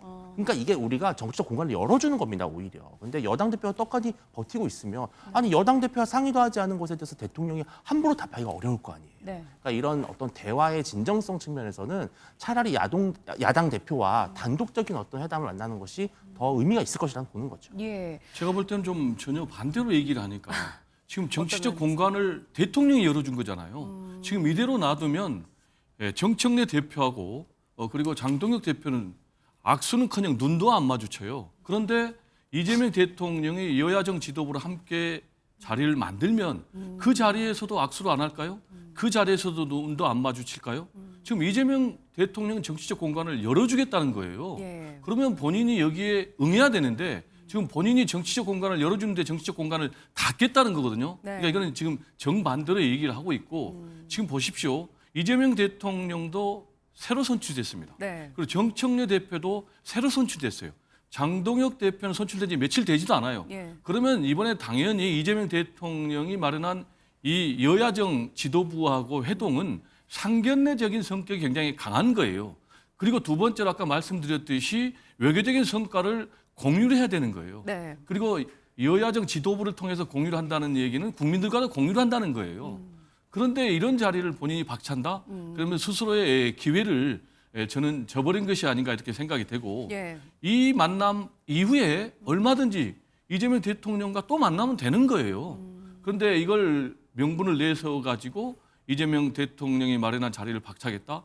굉장히 지혜롭지 못하고 그리고 만나겠다라는 것은 이재명 대통령은 상대를 인정한다는 거예요. 그리고 존중한다는 거예요. 그리고 대화하겠다는 거예요. 예. 근데 지금 장동혁 대표 같은 경우는 당선돼 가지고 취임 일성이 뭡니까? 이재명 정권을 타도하겠다라는 거예요. 지금 이재명 대통령, 이재명 정권을 부정하고 있는 거예요. 그러면 여전히 지금 장동혁 대표는 지난 대선이 부정선거였다라는 대선 불복론에 사로잡혀 있는 것인지 이재명 대통령을 대통령으로 인정하지 않겠다라는 것인지 그런 의문이 드는 거죠. 늘 장동혁 대표도 일단 뭐 그래요. 셋이서 먼저 그러면 만나면 그렇죠. 다음에 대통령과 단둘이 만남을 약속해 주십시오라는 거잖아요. 그러면 대통령실에서도 아 좋습니다. 다음에 단독 회담 할 테니 이번엔 먼저 셋이서 만납시다라고 쿨하게 인정하면 되는 거 아닌가요? 왜 머뭇거리고 뭔가 1대1 만남을 좀 불편해하는 것 같고. 근데 만나자고 했는데 네. 조건을 걸잖아요. 예. 그럼 기분이 좋겠어요? 아. 내가 앵커님에게 선물을 줬는데 거기다 네. 또 걸어요. 예. 아, 그 선물 내가 받을 수도 있는데 다른 예. 선물 하나 더 줘. 아. 이거는 굉장히 제가 볼 때는 네. 좀 나이스한 그런 태도는 아니다. 저는 이렇게 생각을 합니다. 만나자고 하는데 자꾸 뭐 이런저런 그렇죠. 조건을 다는 것 자체가 그리고요. 기분이 안 좋아서 기분 안 좋죠. 대통령실에 이거는 지금 확답을 결례죠. 내놓지 않는 거다. 그리고요. 예. 무조건 정치 지도자들은 자주 만나야 됩니다. 일단 만난다는 것은 말씀드린 대로 예. 상대를 인정한다는 거예요. 네. 그리고 만나면은 대화가 되는 거예요. 대화가 되면은 소통이 되는 거예요. 소통이 되면은 갈등이 해소가 되는 거예요. 갈등이 해소가 되면 어떻게 되겠습니까? 국민 통합이 이루어지는 거예요. 이런 기회를 좀 박차지 않았으면 예. 좀 지혜로운 네. 그런 선택을 좀 저는 요구를 합니다. 예, 한 가지 또 궁금한 거는요. 보통은 야당 지도부에서 먼저 대통령한테 좀 만나자라고 제안을 했던 게 좀 의례적이었던 것 바로 같은데 그게 굉장히 왜 중요한 포인트예요. 대통령이 먼저 만나자고 했을까? 아까 말씀드린 대로요. 예. 대통령은 정말로 야당을 존중하고 소통하기를 원하는 거예요. 그리고 지금 대한민국 정치가 양진영으로 완전히 나눠져 있잖아요. 네. 정치만 나눠져 있는 것이 아니고 국민이 나눠져 있잖아요. 그러면 이재명 대통령은 여당의 지도자가 아니고 또 야당의 지도자가 아니고 국민 모두의 지도자잖아요. 그리고 국민 모두의 대통령이잖아요. 그래서 만나겠다라고 했잖아요. 그리고 실제로 만남을 제안을 했잖아요. 그 얘기는 통합을 해서 국론을 이 분열을 정집을 찍고 네. 그래서 국력을 하나로 집결시켜서 3대 강국, AI 코리아 네. 이런 것 등등 만들겠다는 거예요. 그리고 대한민국의 여러 가지 사회적인 문제, 국가적인 문제 해결하겠다는 것이기 때문에 네. 저는 더 이상 싸움의 정치, 미움의 정치, 발목 잡는 정치는 좀 종식시켰으면 좋겠는데 안타깝게도 국민의 힘이 이건 제 얘기가 아니고 일반적으로 너무 극우에 사로잡혀 있지 않나라는 비난을 받고 있고 지금의 행보도 그런 연장선상에 있는 것 아닌가라는 우려를 떨쳐내기는 좀 개인적으로 어렵습니다. 어떻게 들으셨습니까? 저는 물론 여야 대표든 대통령이든 자주 만나는 건 좋습니다. 그런데 지금 이재명 대통령이 이렇게 만남을 제안한 어떤 정치적 의도가 무엇이겠느냐. 자꾸 야당을 존중하는 것이라고 말씀을 하셨는데 지금 야당은 여당도 존중하지 않고 있고 또 그동안 지난 한 3개월여간의 국정을 어떻게 보면 운영하는 과정에서 야당의 목소리, 야당의 요구를 사실 이재명 대통령이 단 한 차례도 제대로 받아들인 적이 없습니다. 인사참사도 있었고 또 법사위원장 문제도 그렇고 여러 가지 실타래가 꼬여 있는데 네. 지금 저는 이재명 대통령이 방미 성과 회담을 뭐 보고하겠다 이런 차원이라고 이야기하지만 실은 최근에 8.15 특사라든지 조국 전 대표 논란 여러 가지 문제에 있어서 이재명 대통령의 지지율이 심상치 않다. 그리고 지금과 같은 여야의 극한의 대립 구도로 갔을 경우에는 국내적으로뿐만 아니라 이번 한미 정상회담 과정에서도 보여줬듯이 미국과의 어떤 대외적 관계에 있어서도 이것이 정치적 부담이 될 수 있다라는 거예요. 네. 그러면은 사실은 장동혁 대표가 만났을 때 이 네. 만남 자체가 어떻게 보면 이재명 대통령이 마치 협치를 하는 것처럼 예. 그리고 야당을 존중하는 것처럼 좋은 이미지 개선의 정치적 도구로 활용이 될 수는 있을 겁니다. 그러나 실질적으로 정말 야당이 원하는 의제에 대해서 이재명 대통령이 적극적으로 수용할 것이냐 이거를 담보할 수 없다면 사실 야당 입장에서는 그저 만남을 위한 만남만 연출해주고 들러리만 서주고 사진만 찍어주고 네. 그리고 의미 없는 성과 없는 회담으로 간다. 이것은 야당으로서는 받아들이기 어려운 것이죠. 저는 이재명 대통령이 진정으로 야당을 존중하는 자세를 보여주기 위해서라면 여야정 대표든 뭐 오자 회동이든 다 좋습니다. 네. 그것이 아니라 야당 대표 장동혁 대표와의 담판을 지을 수 있는 조금의 시간이라도 허락해라. 그것이 어떻게 보면 가장 심플하게 야당 존중을 보여주는 것이라고 볼 수 있겠습니다. 그렇다면 대통령실에서는 아직은 좀 고민을 하고 있을 수는 있지만 그 장동혁 대표가 제안한 조건 받아들일 거라고 보십니까? 일단은 세 사람이 만나고 나중에 단독 회담까지 하겠다라는 약속을 할 거라고 보세요.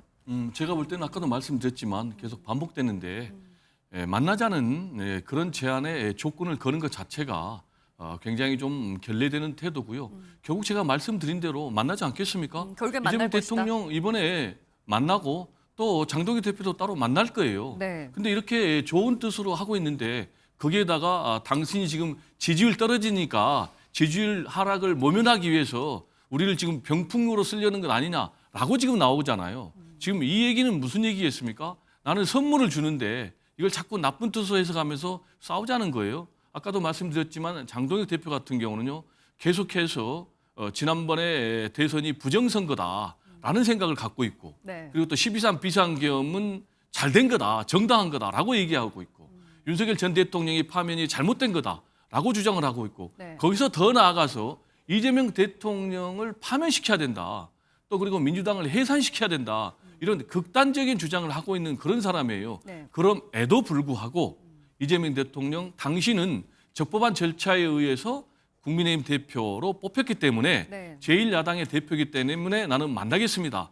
라고 얘기를 했는데 자꾸 여기다 형식을 걸고 의제를 걸고 앞으로 나를 또 1대1로 만나겠다는 조건을 걸어서 그거를 수용을 하면은 내가 만나겠다라고 얘기를 하면 지금 이 회동을 주재하는 사람이 장동혁 대표입니까? 아니면 이재명 대통령입니까? 제가 볼 땐 좀 번지수를 잘못 짚어도 상당히 잘못 짚었다. 그리고 자신의 어떤 상당히 좀 존재감을 부각시키기 위한 그런 정치적인 계산도 담겨 있는 것 같은데 예. 저는 개인적으로 좋은 정치는 아니다. 선물을 주면 좋은 마음으로 흔쾌히 받는 그런 모습이 대한민국 정치를 한 단계 성숙시키는 그런 길로 가지 않을까 개인적으로 생각을 합니다. 예. 뭐 어쨌든 조만간 만나긴 만날 것으로 보이죠. 만나지 않기는 어렵겠죠. 그런데 이재명 대통령도 부담은 될 거예요. 왜냐하면 지금 선물이라고 하셨는데 이것이 어떻게 선물이 될 수 있는지 잘 모르겠어요. 대통령이 한번 만나주는 게 어떻게 선물이겠습니까? 이거는 그렇게 따지면 장동혁 대표 역시 선물을 주는 것입니다. 단독회담 하겠다는 거거든요. 그러니까 이게 서로 누가 누구에게 시혜를 베푸는 그런 문제가 아니라 정말 목표가 있어야 되는 것이 아니겠습니까? 어떤 회담이라고 하는 거는 그 목표를 달성하기 위한 각자의 최효율적인 그런 방법이 다를 뿐입니다. 그러면 저는 이재명 대통령 입장에서도 이왕 만나는 김에 별도의 좀 시간을 갖고 장동혁 대표와 잠시라도 담소를 나눌 수 있는 그런 여유를 보여주는 것이 예. 오히려 국민들에게 박수받는 모습이 아닐까 생각을 합니다. 그러면 국민의힘에서 원하는 목표, 다뤘으면 하는 의제는 뭔가요? 일단은 현재 야당을 뭐 내란 정당으로 해산시키겠다라고 하는 여당에 대한 관리가 필요한 것이죠.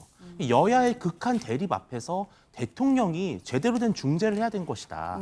두 번째는 지금 현재 뭐 예산이라든지 또 정기국회 법안 여러 가지 현안들에 있어서 사실상 여당이 지금 다수의 정치, 다수의 횡포를 부리고 있습니다. 그냥 밀어붙이게 하고 있어요. 예. 이런 전국에서는 야당이 역할을 할래야 할 수가 없습니다. 법사위원장만 해도 마찬가지입니다. 적어도 최소한의 견제 균형 기능을 위해서라도 야당에게 법사위원장 정도는 양보하는 것이 그동안의 어떤 정치의 관행이었거든요. 근데 이러한 것들이 모두 깨진 상황에서 지금 이 모든 것을 풀 수 있는 유일한 키를 쥔 사람은 이재명 대통령입니다. 그 부분에 대해서 야당이 어떤 적극적인 조치를 촉구하는 것이라 볼 수 있겠습니다. 예. 우리 위원님은 굉장히 위험한 인식을 갖고 있는데요. 당과 그리고 용산 대통령실은 대등한 관계여야 됩니다. 국민의힘 윤석열 전 대통령과는 상하 수직적 관계였습니다. 그러다 보니까 윤석열 전 대통령이 온갖 폭정을 일삼아도 아무런 제동을 걸지 못했고 급기야는 12.3 비상계엄 내란으로 갔습니다. 만약에 건강한 당 그리고 대통령실의 관계였다면 건강한 긴장 관계였다면 윤석열 전 대통령이 그렇게 파멸로 치닫지는 않았을 거예요. 근데 지금 우리 위원님께서는 그런 잘못된 수직적 관계를 이재명 대통령에게 요구하고 있는 거예요. 지금 과거의 권위주의 시절에는요. 대통령이 당의 총재였습니다. 그러다 보니까 당을 다 쥐락펴락하고 통제를 했어요. 그러나 지금 민주당 대표는 엄연히 정청래 대표예요. 예. 그리고 이재명 대통령은 대통령이에요. 그럼 민주당은 정청래 대표 또 그리고 원내대표 이 투톱 체제로 끌어가는 거예요. 예. 근데 지금 우리 위원님 말씀대로 하면 이재명 대통령이 민주당을 통제해달라는 건데 그렇게 되면 네. 당 청와대 관계, 당 용산 관계도 굉장히 잘못된 관계가 되고 그렇게 되면 이재명 대통령의 국정 운영도 잘못되고 또 그리고 민주당의 당 운영도 굉장히 잘못되는데 예. 그런 것을 요구하고 있으니까 맞지 않고 지금 정청래 대표와 그리고 장동혁 대표 두 사람의 관계는 예. 두 사람이 정치적으로 풀어야 된다라는 말씀을 드립니다. 예. 혹시 반론하시겠어요? 아마 짧게 말씀드리면 지금 배종원 교수님 말씀이 뭐 교과서상으로는 맞죠. 현실적으로는 맞지 않고요. 아마 지금 말씀하신 내용에 있어서 가장 불쾌하게 생각하실 분이 바로 이재명 대통령이 아니실까 그런 생각이 듭니다. 예. 뭐 어쨌든 이재명 대통령이 여야 대표 불러서 좀 대화하는 자리도 좀 만들어 보려고 하는 것 같은데 정작 여야에서는 정말 막말에 가까운 거침없는 얘기들이 계속 나오고 있습니다. 어떤 얘기들 나오고 있는지 먼저 듣고 오시겠습니다. 장동혁 대표는 타인의 어떤 고통이나 감정에 대해서 공감하는 능력이 전혀 없는 거 아닌가. 그런 능력이 없는 사람들을 우리 사회에서는 사이코패스라고 부르긴 합니다. 뭐 하남자, 상남자는 뭐 본인 스스로 생각하면 저는 하남자도 아니고 하남자 밑에가 뭐가 있습니까? 좀 그 정도 될 것 같은데요. 대통령께서 야당 대표도 만나겠다 제안을 했는데 거기에 대해서는 지금 또 토를 달고 있는 거 아닙니까? 뭐 눈에는 뭐만 보인다는 이야기가 있습니다. 더불어민주당의 의원 한 명이 대통령실과 제1야당의 대표가 만나는 문제에 대해서 끼어들 문제가 아니라고 생각합니다. 예. 여야에서 주고받는 말의 그 수준이 살짝 좀 부끄러울 정도거든요. 어떻게 들으셨습니까? 네, 말의 수준이 이제 정치의 수준인데요. 지금 뭐 찐 하남자다, 사이코패스다. 만약에 우리가 일반인 사이에서 이런 말이 오갔으면 아마 대판 큰 싸움이 났을 거예요. 예. 근데 지금 양당의 대표를 향해서 네. 한 사람은 국민의힘의 대변인이고 또 한 사람은 민주당 대표 비서실장인데 이렇게 뭐 사이코패스니 또 찐 하남자니 이런 격한 언어를 주고 받으니까 네. 굉장히 좀 국민의 한 사람으로서 실망스럽고 예. 사회적인 갈등, 국민적 갈등이 있으면 정치가 이것을 좀 해소하는데 기여를 해야 되는데 오히려 자꾸 혐오 정치, 네. 분노 정치를 통해서 이런 걸 더 선동하고 네. 격발하고 있는 것이 아닌가 이렇게 생각이 되고 예. 지금 이제 뭐 찐 하남자라는 그런 막말성 메시지는 어디에 대해서 나왔냐면 정청래 대표가 SNS를 통해서 장동혁 대표를 향해서 물어봤어요. 당신은 12.3 비상계엄이 잘 됐다고 생각하느냐? 탄핵이 잘못됐다고 생각하느냐? 또 파면이 잘못됐다고 생각하느냐? 그리고 윤석열 전 대통령이 국민의힘의 당의 정신적 지주가 돼야 된다고 생각하느냐라고 물어본 거예요. 네. 그런데 저는 이 질문은 정상적인 질문이다라고 생각을 합니다. 왜냐하면 지금 국민의힘의 대다수가 이런 생각을 하고 있고 또 장동혁 대표가 이런 부분에 대해서 12.3 비상계엄이 잘 됐다. 그리고 탄핵, 파면이 잘못됐다. 우리는 윤석열 전 대통령을 다시 모셔야 된다. 윤어게인을 주장하니까 이걸 물어본 거예요. 여기에 네. 대해서 답변하라고. 근데 이 질문이 저는 잘못된 질문이라고 개인적으로 생각을 하지 않고 여기에 대해서 찐 하남자라고 국민의힘 대변인이 그것도 수석 대변인이 네. 공격하는 것이 과연 적절한 수준의 그런 대응인지 좀 의문입니다. 물어볼 만한 걸 물어봤는데 예. 이제 좀 낮은 수준의 단어로 예. 비방을 한 거 아니냐라는 말씀이세요? 그 질문을 도대체 몇 번째까지 얼마나 더 많이 하셔야 될지 모르겠어요. 이미 장동혁 대표를 비롯해서 국민의힘은 비상계엄이라든지 내란 여러 가지 혐의와 문제에 대해서 비교적 명쾌하게 입장을 밝혀왔습니다. 예. 그런데 그럼에도 불구하고 계속해서 내란 정당이라고 하는 프레임을 만들기 위해서 불필요한 질문을 계속하는 거에 대해서 좀 비판한 것인데 저는 뭐 막말도 막말이지만 한민수 의원은 지금 대표 비서실장을 맡고 있습니다. 예. 지금 그리고 아까 장동혁 대표가 말한 것처럼 대통령과 제1야당 대표가 지금 만나느냐 마느냐라고 하는 매우 중차대한 정치 현안이 오고 가고 있습니다. 예. 자, 여기서 정청래 대표는 과연 어떤 생각을 하고 있는가? 지금 심기가 어떠한 것인가가 저는 이 바로 사이코패스라고 하는 다소 극단적인 표현에서 드러났다고 보는 것이 지금 정청래 대표는 이미 대권 주자로서의 본인의 가도를 가고 있어요. 예. 이런 상황에서 계속해서 지금 야당을 내란 정당으로 해산시키겠다라고 하는 매우 강경한 입장을 표하고 있습니다. 근데 이러한 가운데에 대통령이 먼저 지금 야당 대표를 만나겠다라는 거예요. 네. 그러면 그 중간에서 사실 정청래 대표는 조금 붕 떠버리는 겁니다. 약간 낙동강 오리알 같은 신세가 되는 거예요. 정치적 주도권을 잃어버린 거거든요. 그렇다고 이제 와서 장동혁 대표에게 손을 내밀자니 머쓱하고 예. 그렇다고 해서 나 이 여야회동 못하겠습니다라고 하면은 대통령과 대립각을 세우는 것이니 딜레마에 빠져 있는 거죠. 이런 정청래 대표 지도부의 어떤 불편한 심기가 저는 바로 이 사이코패스라고 하는 극단적인 표현으로 드러난 것이 아닌가 네. 그렇게 분석이 됩니다. 예.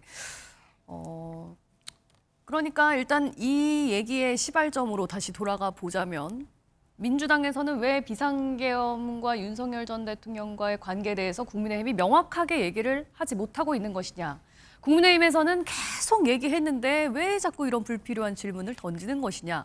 민주당에 어떤 의도가 있는 건 아니냐라는 불만이 있는 거거든요. 네, 이 부분에 대해서 제가 명쾌하게 답변해 드릴게요. 예. 이거는 팩트의 문제인데요. 명쾌하게 입장을 밝겠다고 말씀하시는데 예. 만약에 우리 위원님 말씀처럼 국민의힘 또 장동혁 대표가 내란 문제라든지 부정선거 문제라든지 또는 윤석열 전 대통령과의 관계 문제라든지 여기에 대해서 명쾌하게 밝혔다면 네. 말씀하신 대로 계속 물어보면 계속 물어보는 사람이 비난을 받을 거예요. 근데 지금 아직 안 국민의힘 밝혔다. 장동혁 대표는 예. 계속해서 12.3 비상계엄 내란을 정당화하고 있는 거예요. 옹호하고 있는 거예요. 네. 그리고 윤석열 전 대통령을 면회 가겠다고 얘기를 하고 있는 거예요. 근데 뭘 명쾌하게 밝혔어요. 그리고 내란에 대해서 반성하지 않고 있어요. 네. 그리고 사과하지 않고 있어요. 그러니까 정청래 대표가 내란에 대해서 반성 사과하지 않으면 나는 악수하지 않겠다라고 얘기를 하고 있는 거예요.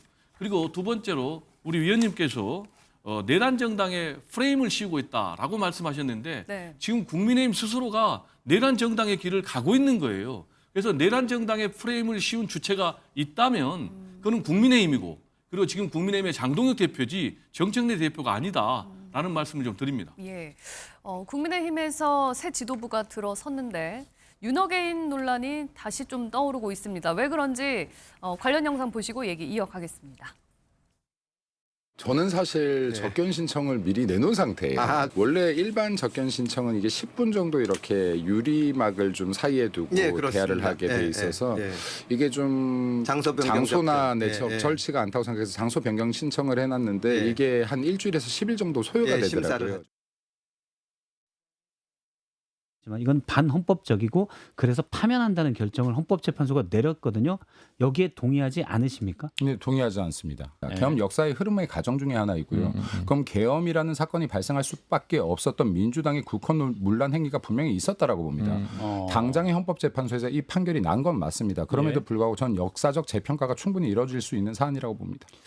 사실 부정선거가 있다 없다는 완전한 수사를 하기 전에 알 수 없다라는 입장을 계속 견지를 해왔었는데 그럼 이거를 한번 시원하게 파헤쳐 볼 필요는 있다. 왜냐하면 이게 조직적인 것인지 개인적 일탈인지 그리고 관리부실인지 한 번 정도 확인해 볼 필요가 반드시 있다고 봅니다. 예. 반탄으로 분류되고 있는 김민수 최고위원이 윤석열 전 대통령을 접견 신청을 했다고 알려지고 있잖아요. 이 부분은 어떻게 봐야 됩니까? 국민의힘에서는 명확한 답변을 지금 꾸준히 했다고 보시나요? 물론 개개인의 어떤 개별적 판단까지 우리가 모두 당해서 하나로 묶을 수는 없을 거라고 봅니다. 최고위원의 네. 행보인데 개인 의견이라고 아닙니다. 그래서 제가 보시나요? 말씀드리려고 하는 예. 것이 그러나 최고위원이기 때문에 이러한 문제에 대해서는 결코 최고위원이 개인적으로 판단하고 결정할 수 있는 문제가 저는 아니라고 보거든요. 그렇다면 당연히 장동혁 대표를 비롯해서 다른 최고위원들과 충분한 논의를 해야 되는 사안인데 저는 김민수 최고위원이 그런 부분에 있어서 너무 성급하고 조급한 모습을 보이고 있다고 판단하고 네. 아마 당 지도부 입장에서 이 문제에 대해서는 앞으로 개별적으로 논의할 사안이 아니라는 점을 좀 확실하게 경고해야 된다. 아마 그것이 아마도 지금 현재 당 지도부의 내부적인 어떤 분위기일 것이다. 저는 그렇게 보고 있고요. 네. 다만 지금 전당대회가 끝난 지 얼마 되지 않은 상황에서 이른바 강성 지지층의 어떤 지지를 얻고 예. 당선이 된 최고위원인 만큼 아마 그런 본인을 지지해준 당원과 지지층에 대해서 어느 정도는 좀 메시지라든지 행보를 보여줘야 되겠다라는 본인의 어떤 정치적 이유는 있을 겁니다. 그럼에도 불구하고 저는 이것은 매우 부적절한 것이기 때문에 네. 당 차원에서 확실한 어떤 제동을 걸어야 된다고 저는 판단하고 있습니다. 장동혁 대표가 과연 이런 발언들에 대해서 확실하게 제재를 할 거라고 보세요? 근데 지금 장동혁 대표도 어떤 윤석열 전 대통령 면회 문제라든지 예. 이런 여러 사안 또 뭐 과거에는 내부적으로 내부 총질하는 분들에 대해서 확실한 조치를 취하겠다 이런 말씀들을 하셨지만 실제로 당대표가 된 이후에는 상당히 통합형 행보를 보이고 있습니다. 아, 통합형 행보요? 예, 그렇습니다. 면회 관련해서도 어느 정도 좀 시간을 둬야 된다라는 입장으로 유보를 하고 있고요. 그렇기 때문에 아마 저는 장동혁 대표가 이제는 더 이상 내부적으로 다투는 그런 분열하고 서로 갈등하는 당의 모습을 국민들께 바람직하지 않기 때문에 예. 아마 이런 부분도 앞으로는 다른 최고위원 그리고 당 지도부와 충분히 좀 논의해서 결정해달라 이렇게 저는 충분히 메시지를 낼 것이라고 봅니다. 저는 좀 다르게 해석을 하는데요. 예. 사실관계도 다르고요. 지금 장동혁 대표 같은 경우는 적절한 시점에 윤석열 전 대통령 면회 가겠다고 했어요. 적절한 시점에 적절한 결정을 하겠다라고 했습니다. 가겠다고 그러면 명확하게는 얘기 아직 안 그 했고요. 전에를 또 얘기할게요. 계속해서 본인이 당 대표 경선 기간 동안에 윤석열 전 대통령 면회 가겠다고 했고 예. 또 그리고 당선된 뒤에도 가겠다고 했고 지금 말씀하신 대로 이제 적절한 시점에 적절한 결정이라고 하는데 이게 이제 저는 유보를 한 거다라는 이제 말씀이시고 이제 그 부분은 윤지진 그러면 의원님께서는. 지켜봐야 될 것 같아요. 예. 근데 제가 여기서 강조하고 싶은 것은 지금 윤석열 전 대통령의 면회 문제의 본질이 뭐냐? 본질은 면회가 본질이 아니라는 거예요. 이거는 바로 윤석열 전 대통령과 함께 가겠느냐 안 가겠느냐, 윤어게인이냐 절연이냐 이 문제예요. 네. 근데 지금 김민수 최고위원 같은 경우는 본인이 당선이 됐을 때 윤어게인을 외치면서 당선된 거예요. 그러니까 당선되니까 지금 또 윤어게인을 외치고 있는 거예요. 예. 그러면 장동혁 지금 대표 같은 경우도 김문수 후보를 이길 것으로 상상이 잘 안 됐지만 결국 이긴 결정적인 이유 중에 하나가 윤어게인이에요. 네. 근데 이분이 과연 윤어게인을 외면하겠는가 저는 개인적으로 의문이고 아까 이제 우리 위원께서 김민수 최고위원에 대해서 강하게 당에서 책임을 물어야 된다고 했는데 앵커께서 말씀하신 대로 지금 최고위원이요 지도부의 최고 지도부 예. 그리고 또 이 윤어게인 면회를 외친 사람이 장동혁 그러니까 김민수 최고위원에 대해서는 문제를 물을 수가 없는 거예요. 그리고 이런 계산이 다 있기 때문에 김민수 최고위원도 결국 나는 면회를 가겠다. 그리고 그 면회도 뭡니까? 일반 면회가 아니에요. 특별 접견하겠다는 거예요. 특별 접견이 이제 이루어질지 안 이루어질지 모르겠지만 만약에 특별 접견이 이루어진다. 그러면 저는 국민의힘에는 국민들의 더 큰 비난이 몰아닥칠 것이다. 그런 좀 우려가 됩니다. 예, 김민수 최고위원이 이제 다른 최고위원들 지도부와 좀 협의를 통해서 접견을 하지 않을지 아니면 밀어붙일지 이 부분은 좀 지켜봐야 될 것 같습니다. 장동혁 대표가 국민의힘의 신임 대표가 되자마자 요즘 목소리가 커진 사람이 있습니다. 어떤 목소리인지 한번 듣고 오실까요?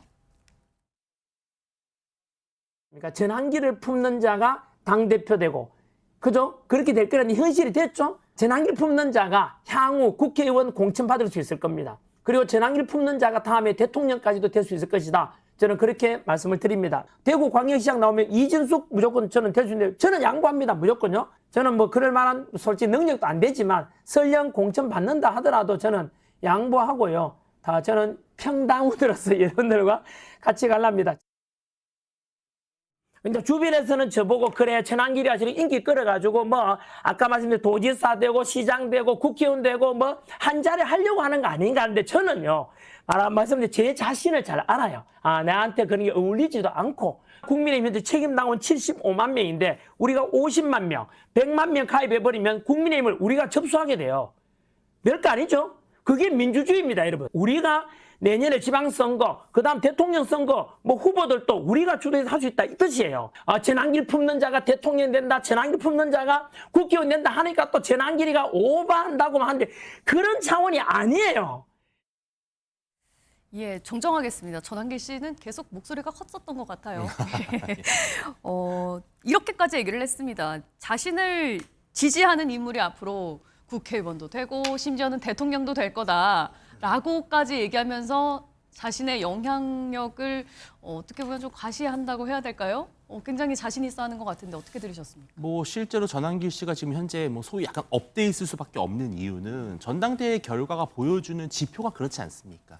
사실 전환길 씨에 대해서 비판적이었던 후보들은 일찌감치 떨어졌고 네. 마지막 결선 투표에 올라간 두 후보 중에서도 더욱더 전환길 씨에게도 우호적이었던 그런 후보가 당대표가 된 만큼 윤주진 의원님도 장동혁 대표가 대표될 거라고는 예상 못 하셨나요? 저는 사실은 반전이라고 생각을 했습니다. 예, 그만큼 이제 우리가 예상했던 것보다 우리가 분석했던 것보다 지금 당내에서 강성 지지층의 어떻게 보면 영향력과 또 이 투표의 힘이 상당히 크다라는 점은 부정할 수가 없는 것 같아요. 그래서 뭐 전환길 씨가 본인을 과시하고 싶어서인지는 모르겠지만 결과적으로는 현재는 강성 지지층의 입김이 센 것은 분명하다. 그런 현상은 우리가 부정하기가 어려운데요. 다만 이렇게 됐을 때 앞으로 뭐 당내 선거 같은 경우는 당원과 지지층이 뽑는 선거이기 때문에 전환길 씨의 영향에 상당히 큰 영향을 미치겠죠. 그러나 실은 일반 국민들, 중도층까지 아울러서 치러지는 선거에서는 당내 공천은 뭐 전환길 씨를 품는 사람이 받을 수 있을지는 모르겠지만 결국 본 선거에 나가서 되느냐 이 문제는 다른 거거든요. 공천에도 전환길 씨의 영향력이 있을 수 있다는 건가요? 저는 있을 수 있다고 봅니다. 왜냐하면 그것이 지금 현재 비단 국민의힘만의 문제가 아니에요. 지금 민주당 어떻습니까? 김어준 씨의 영향력이 상당하죠. 지금 당 지도부, 대통령 비서실장까지 가서 거기 가서 지금 인터뷰를 하고 내용을 보고하는 식의 그런 모습을 우리 한국 정치가 지금 보여주고 있는 공통된 현상입니다. 여야를 가릴 것 없이 강성 지지층이 당을 이끌어가고 있는 추세예요. 이거는 사실 우리나라만 그런 것도 아니에요. 전 세계적인 현상이에요. 그래서 저는 이 자체를 우리가 부정할 수는 없습니다. 다만 국민의힘이 다시 수권 정당으로 내년 지방선거도 이기고 총선도 이기고 다시 정권을 탈환하기 위해서는 전환길 씨에게 휘둘리는 정당이 되어서는 안 되겠죠. 근데 이것을 저는 장도혁 대표를 비롯해서 국민의힘의 지도부도 인지하고 있을 거라고 봅니다. 그렇기 때문에 앞으로 점점 전환길 씨의 이런 내부 정치, 당내 정치를 극복할 수 있는 새로운 대안이 나와야 된다. 그것이 국민의힘이 새롭게 태어나는 길이다. 저는 그렇게 보고 있습니다. 예, 전환길 씨가 이런 얘기도 했습니다. 벌써 아직 좀 시간이 남아 있는데 내년 지방선거 얘기를 하면서 만약에 대구시장 선거에서 이진수 방송통신위원장이 출마한다면 본인이 기꺼이 양보를 하겠다라고 했거든요. 아직 뭐 지방선거 거의 1년 가까이 남았고 공천은 얘기 아직 나오지도 않았는데 왜 이렇게 얘기를 했을까요? 한마디로 이제 국민의힘의 현 주소가 완전히 전환길 씨가 지배 장악하고 있는 그런 정당이 됐다라는 것을 보여주는 대목이고요. 말씀하신 대로 공당이라면 공천이 사천하고는 구별돼야 되겠죠. 사천이라는 거는 개인이 지락펴나가는 게 사천이고 공천이라는 거는 정당의 공천 시스템에 의해서 돼야 되는데 대구시장 하면은 국민의힘의 상징적인 그런 텃밭의 선거인데 여기를 뭐 마치 개인이 특정인을 낙점할 수 있는 것처럼 얘기를 하고 있는 것은 완전히 지금 국민의힘이 전환길이라는 극우 인물에 포획된 정당이라는 것을 보여주는 거고요. 아까 우리가 인터뷰를 통해서 직접 목격을 했잖아요. 전환길 씨가 뭐라고 그랬습니까? 전환길을 품으면 내년 지방선거에서 자치단체장도 되고 전환길을 품으면 국회의원 공천도 받고 전환길을 품으면 대통령도 될 수 있다 이렇게 얘기를 했는데 저는 이렇게 표현한 것 같아요. 전환길이 품으면 지방선거에서 자치단체장도 되고 전환길이 품으면 국회의원 공천도 받고 전환길이 품으면 대통령도 될 수 있다. 그러니까 이 이진수 이 특정인에 대해서 대구시장 마치 공천도 자기가 양보할 수 있는 것처럼 얘기를 하고 있는데 예. 이렇게 되면 국민의힘은 완전히 국민들과는 정반대의 길, 예. 국민의 길이 아니라 전환길의 길로 가게 된다. 전환길의 길은 사는 길이 아니고 죽는 길, 파멸의 길이다. 그래서 빨리 전환길하고 먼저 절연하고 동시에 샴쌍동인 윤석열 전 대통령하고도 확실하게 선긋기를 하지 않으면 네. 국민의힘은 미래가 없다. 국민들에 의해서 심판받는 길로 갈 수밖에 없다라는 좀 우려의 목소리를 전할 수밖에 없는 상황입니다. 예, 알겠습니다. 마지막으로 다음 이슈 하나만 좀 짧게 짚어보도록 하겠습니다. 여야의 격한 대립이 굉장히 예상되는 상황에서 국민의힘에서 법사위원장 야당 간사에 5선 중진인 나경원 의원을 임명했습니다. 관련 영상 먼저 보고 오시겠습니다. 특별하고 비상한 상황인 만큼 추미애 위원께 위원장직을 맡아달라고 요청했습니다. 사실 막중한 책임감 아니었더라면 이 자리에 오지 않았을 것 같습니다. 개혁을 가로막는다면 국민으로부터 철저한 매를 맞을 수밖에 없을 것입니다. 여러분 놀라지 마십시오. 우리 나경원 대표님께서 법사위로 오셔서 간사 역할을 해주시기로 했습니다. 박수 한번 주십시오. 사명감으로 하게 되었습니다. 국민과 함께 우리가 추미애 위원장의 일방적인 독주를 막아낼 수 있지 않을까 이렇게 생각을 합니다.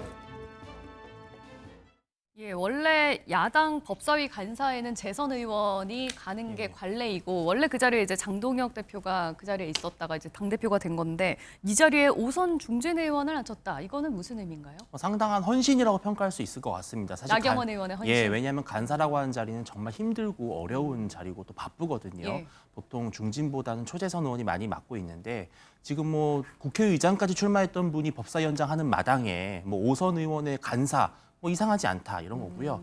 아마 두 추나 대전에서 역대 전적 자체는 사실 나경원 의원이 더 우세합니다. 과거에 조국 사태를 이끌면서 조국 전 장관의 사태를 이끌어냈고요. 네. 또 지난 총선에서 동작 을에 이재명 대표와 조국 대표가 그렇게 많이 찾아왔지만 이겨냈거든요. 오히려 추미애 전 장관 같은 경우는 과거에 너무 그 과격한 추윤 대전 때문에 오히려 정권을 뺏기는 그런 결과를 가져왔기 때문에 아마 나경원 간사에 아마 추미애 위원장에 대한 상당한 견제와 균형이 아마 돋보이지 않을까 예상이 됩니다. 예, 두 분이 참 겹치는 부분이 많아요. 여성 중진에다가 또 둘 다 판사 출신에다가 그래서 이제 추나대전이라는 얘기까지 나오는데. 네, 둘 다 영입된 케이스예요. 추미애 법사위원장은 이제 DJ에서 영입이 됐고, 그리고 나경원 의원 같은 경우는 이회창 총재에 의해서 영입이 됐는데 추미애 지금 위원장 같은 경우는 대선에 승리했고 네. 반면에 나경원 의원 같은 경우는 이회창 대선에서 패배했죠. 그리고 이제 나경원 이 카드는 일종의 맞불 카드예요. 예. 말씀하신 대로 추나 대전이 다시 펼쳐질 텐데 제가 볼 때는 뭐 당에서 요청을 했지만 나경원 의원이 본인이 자원한 것도 저는 반이 있는 것 같아요. 추나 대전을 통해서 지금 상당히 나경원 의원이 정치적인 입지가 약해졌어요. 계속해서 지금 당내 선거에서 패배했잖아요. 그걸 이제 부활해 보겠다, 재기해 보겠다라는 것인데 저는 결국은 추나 대전에서 나경원 의원이 질 것이다, 패배할 것이다 이렇게 봅니다. 그 이유는 법사위원장하고요, 야당 간사하고는 이 권력면에서 게임이 안 돼요. 그리고 두 번째로는 절대 의석이 지금 국민의힘이 밀리는 거예요. 그리고 전투력도 제가 볼 때는 현격하게 나경원 의원이 좀 밀린다. 그래서 뭐 추나 대전 생각 밖으로 뭐 완승으로 끝날 가능성도 있다. 예. 한번 흥미진진하게 과연 추다르크, 나다르크 네. 누가 진정한 구국의 여신인지 보수의 뭐 잔다르크가 이길지 네. 또는 진보의 잔다르크가 이길지 한번 지켜봐야 될 대목입니다. 내년에 지방선거에 전초전 되는 거 아니냐 이런 얘기도 있던데. 지방선거는 두 이제 사람이 붙을 각자 가능성도 길이 있어요. 달라요. 일단 뭐 추미애 네. 법사위원장 같은 경우는 경기도지사를 도전할 것 같고 네. 나경원 이제 의원은 서울시장 선거에 도전할 텐데 두 사람 다 1차 관문 예. 당내 경선에서 통과해야 하니까 네. 둘 다 통과할지 한 사람은 통과할지 지켜봐야 되겠습니다. 예, 알겠습니다. 자, MBN 토요와이드 저희가 준비한 소식은 여기까지입니다. 함께해 주신 여러분 고맙습니다.